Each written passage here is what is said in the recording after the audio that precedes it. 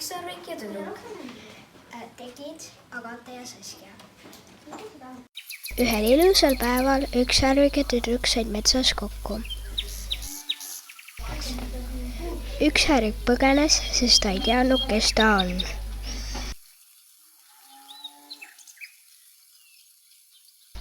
Ükssarvik aga ei uskunud, et see on halb inimene ja läks uuesti metsa. Tüdruk aga andis talle porgandeid ja ükssarvik sõi need ära.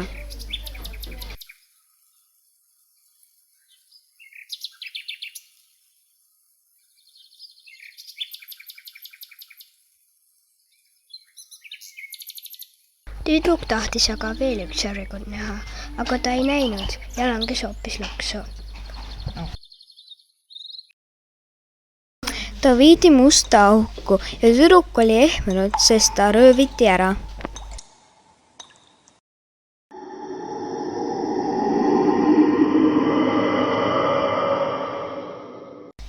Ükssarvik leidis väljapääsu ja aitas tüdruku välja.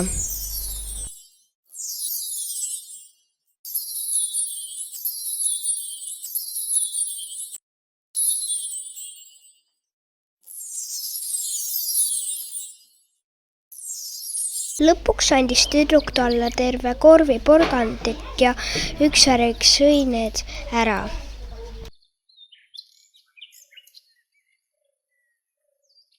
Sellest ajast on nad kohtlejad nagu Jeesus ja Maarja.